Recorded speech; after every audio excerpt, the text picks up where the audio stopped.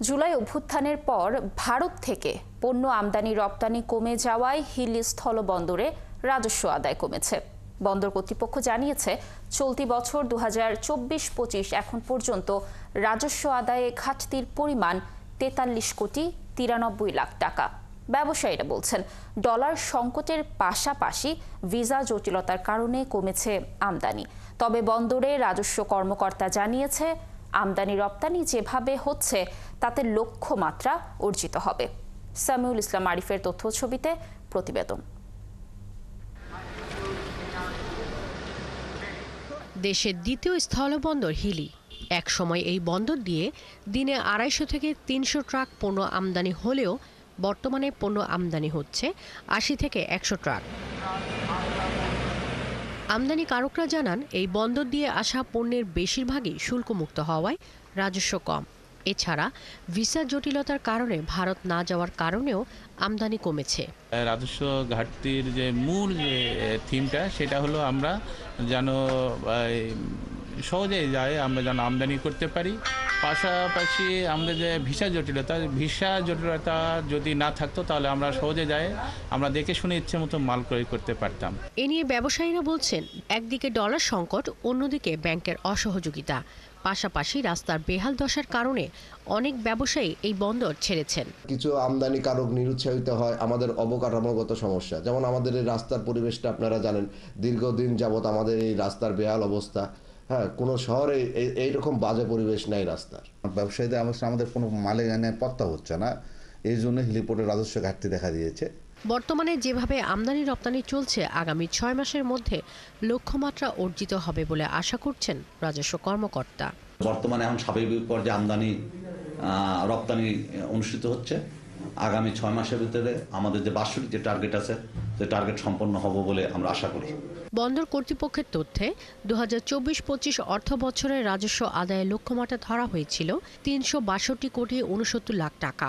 সেখানে প্রথম 6 মাসে হিলি বন্দর থেকে রাজস্ব আদায় হয়েছে 318 কোটি 76 লাখ টাকা। শাকিলা শম্পা, 71। দর্শক, যেমনটি বলছিলাম, হিলি স্থলবন্দরের রাজস্ব আয় কমেছে। এ বিষয়ে বিস্তারিত জানাতে যুক্ত হচ্ছেন আমাদের সহকর্মী সামিউল ইসলাম আরিফ। সামিউল, গত বছরের তুলনায় রাজস্ব আয় কি পরিমাণ কমেছে, আর বন্দর কর্তৃপক্ষ এর কারণ হিসেবে কি বলছে, কি তথ্য রয়েছে জানাবেন? লাবণী, ধন্যবাদ আপনাকে। আপনি যেটি বলছিলেন যে হিলি স্থলবন্দর দেশের দ্বিতীয় স্থলবন্দর, এ বন্দর দিয়ে কিন্তু প্রতি বছর সরকার কোটি কোটি টাকা রাজস্ব পেয়ে থাকে।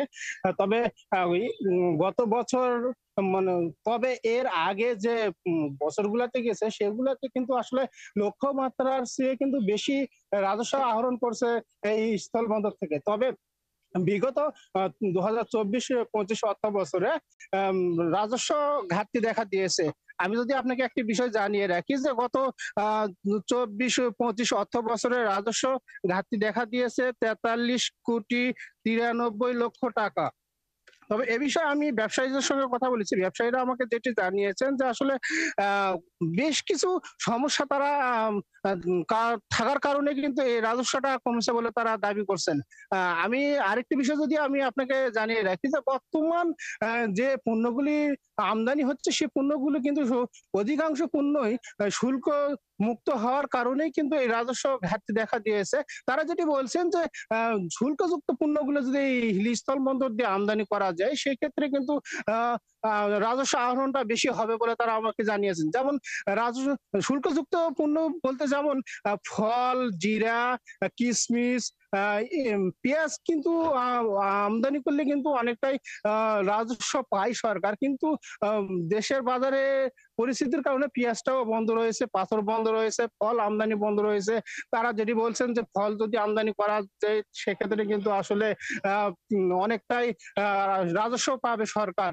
কিন্তু কাস্টমসের কিছু গাফলাতি এবং নিয়ম বেঁধে দেওয়ার কারণে তারা কিন্তু ফল আমদানি করতে পারছেন না।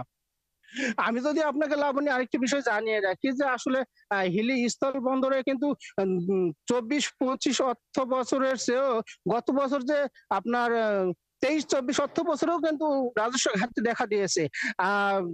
গত 23-24 অর্থ বছর রাজস্ব ঘাটতি দেখা দিয়েছে 59,46,00,000 টাকা, যা লক্ষ্যমাত্রা ছিল 320,64,00,000 টাকা। লক্ষ্যমাত্রা বেঁধে দেওয়া থাকলেও অর্জন হয়েছিল কিন্তু 261,18,00,000 টাকা। তবে আমি যদি আপনাকে আরেকটি বিষয় জানিয়ে রাখি যে 24-25 অর্থ বছরে রাজস্ব যে লক্ষ্যমাত্রা বেঁধে দেওয়া হয়েছিল সেটি হচ্ছে লক্ষ্যমাত্রা বেঁধে দেওয়া হয়েছিল 362,59,00,000 টাকা, আর আদায় হয়েছে 318,07,00,000 টাকা।